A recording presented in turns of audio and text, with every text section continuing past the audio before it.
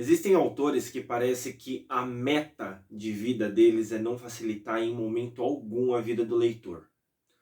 E Humberto Eco parece ser um exemplo clássico disso. Em todas as suas obras, em algum momento, ele quer pegar o leitor na curva. Geralmente com personagens que parecem fictícios, mas foram reais. E hoje a gente vai falar a respeito de uma das obras-primas do autor. Hoje é o dia de falar de um complexo livro cheio de mistérios, com invenções, com fatos reais, com personagens fictícios que poderiam ser de verdade e personagens de verdade que poucas pessoas sabem que existiu. Hoje é o dia de Baldolino.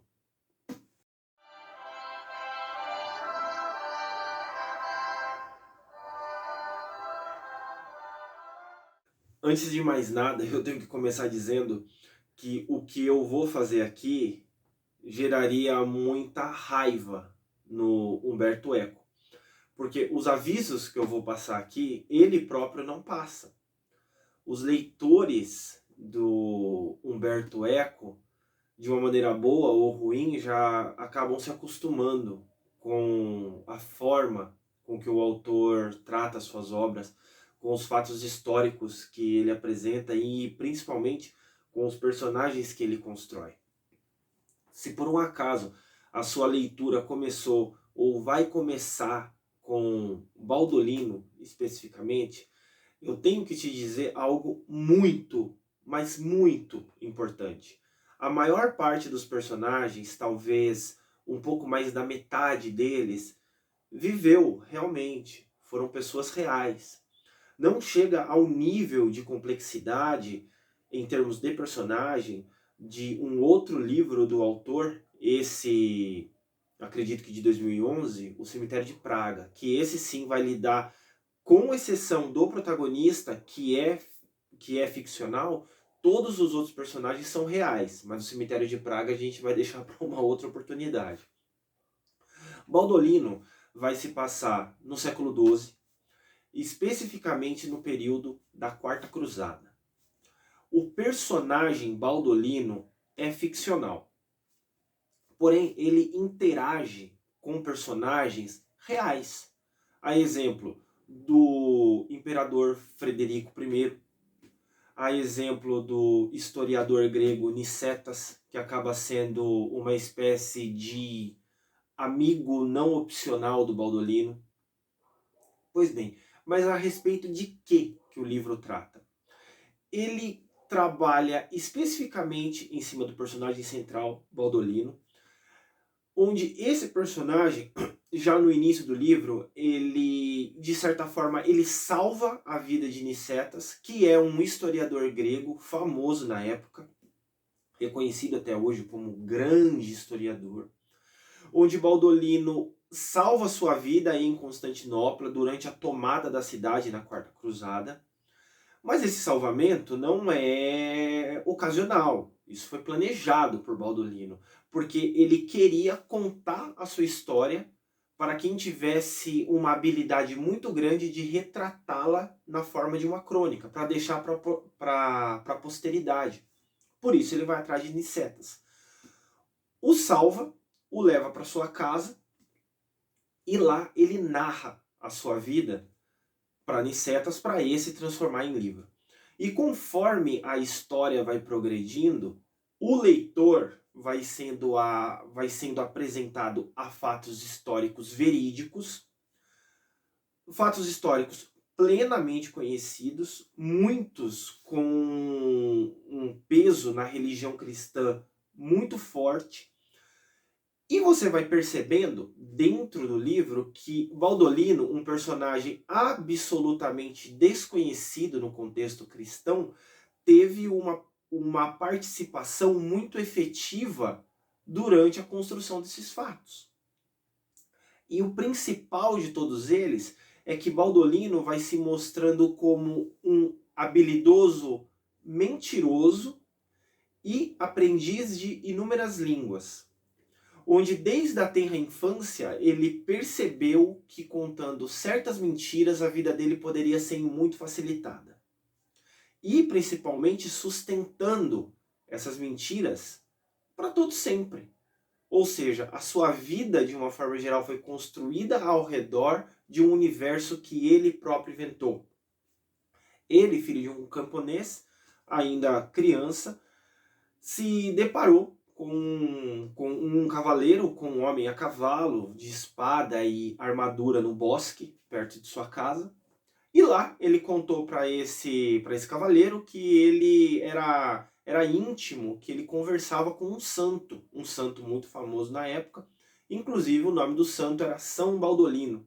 Esse cavaleiro não só acreditou na história do menino, como achou muito talentoso, muito inteligente, perguntou se ele tinha família, ele falou que não, e esse cavaleiro o adotou como filho. Esse cavaleiro era ninguém mais, ninguém menos que Frederico I, imperador da Itália no século XII.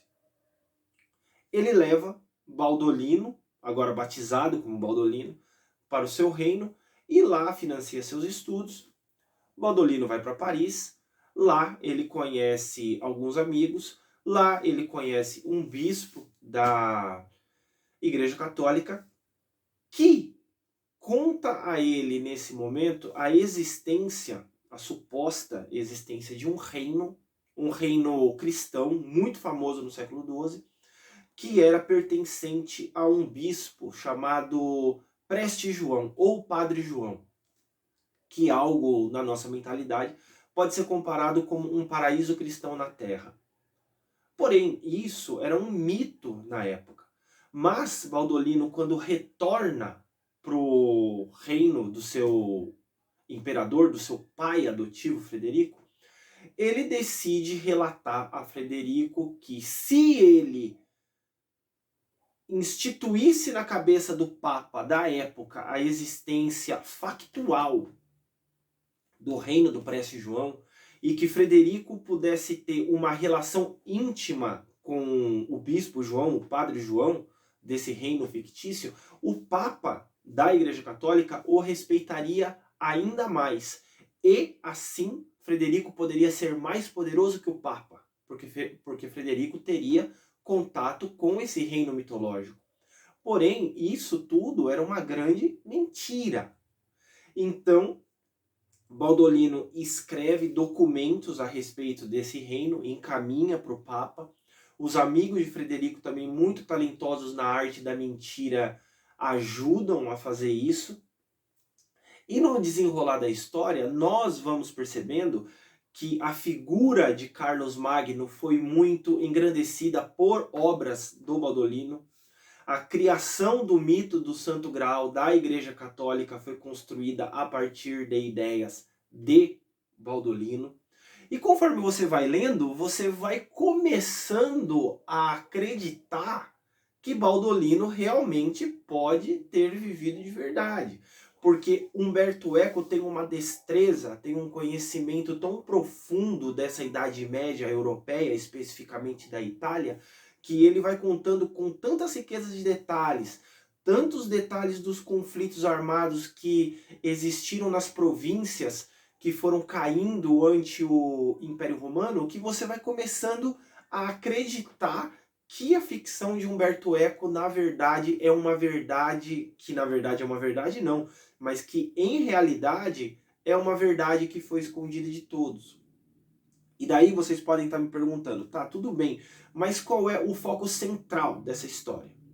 O foco central da história é que, conforme Baldolino e seus amigos vão criando o documento do reino ficcional do Preste João, do Padre João, eles próprios vão começando a acreditar na mentira que eles começaram a contar. E então eles organizam uma caravana de expedição para ir na busca real desse reino mitológico que eles, de certa forma, criaram. No meio do caminho, Frederico, que resolveu ir junto com eles, é assassinado, em circunstâncias muito misteriosas. É válido lembrar que Frederico I é uma figura histórica. E aqui, nesse ponto, Umberto Eco coloca em xeque a morte de Frederico, o Frederico de verdade, onde, historicamente, Frederico I morreu afogado num rio, obviamente. Porém, da forma como a história é contada, Frederico não morreu dessa forma. O seu corpo, de fato, foi encontrado num rio, porém a sua morte foi por outras ocasiões. E daí, Baldolino começa a sua investigação acerca da morte de Frederico, aonde todos os seus amigos, seus companheiros de jornada, teriam motivos reais para matar o imperador. Nesse meio tempo, a sua viagem continua até o reino do Preste João, uma viagem que dura aproximadamente 15 anos. Obviamente que não existe espaço aqui para falar de todas as aventuras que ele passa, que ele vive, que ele narra para Nicetas, mas vai ficando muito claro que a sua jornada existiu. Ele chega ao reino do Preste João, do Bispo João, aonde lá ele encontra com criaturas fantásticas, com criaturas mitológicas da época, do século XII, que eram muito famosas pelos contos que circulavam naquela época.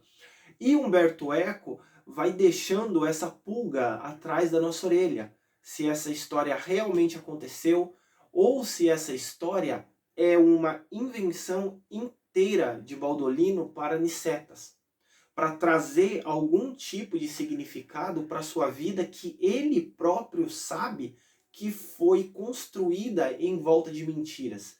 E então, para coroar, ele constrói uma mentira tão bem elaborada que se confunde com toda a verdade do reino italiano da época. E por fim, o que eu posso dizer? Que Baldolino, de Umberto Eco, esse livro lançado no ano 2000, é uma obra-prima.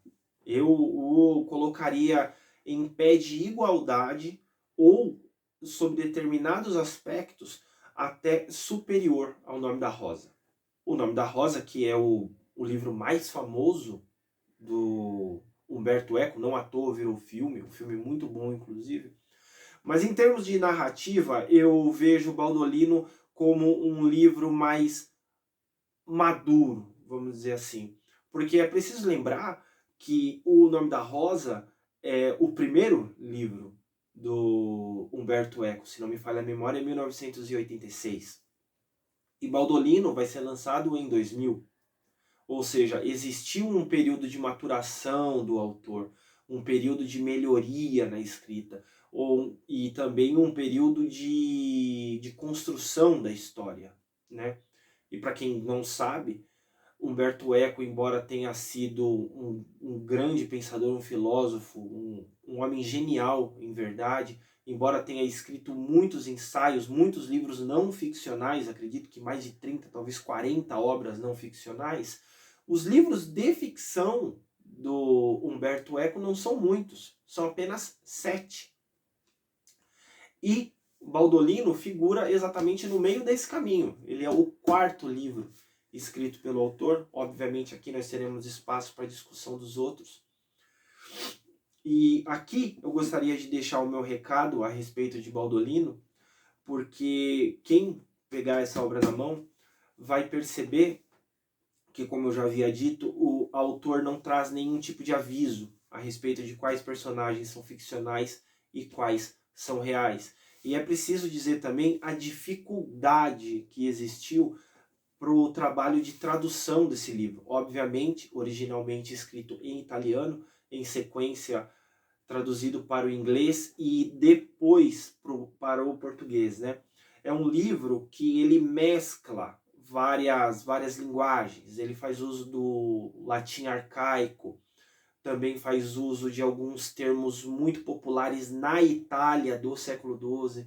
Então eu gostaria de deixar aqui, em especial, o agradecimento para o tradutor que trouxe para o português essa obra, o Marco Lucchesi, acredito que seja essa a forma de falar o sobrenome dele, onde ele coloca aqui uma nota inteira falando a respeito das dificuldades que foram traduzir esse livro, e eu imagino como tenha sido.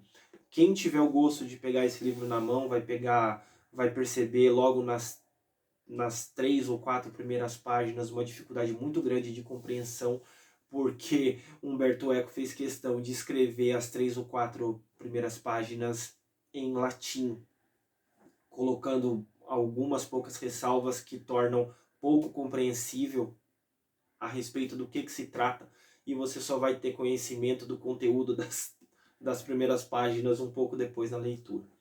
Sem dúvida, é um dos livros que eu indico para a leitura, mas acima de tudo, eu passo esses avisos. É um livro que tem que ser lido com cuidado, é um livro que tem que ser lido sabendo o contexto histórico em que se passa e sabendo também que você estará tratando com personagens reais e outros ficcionais.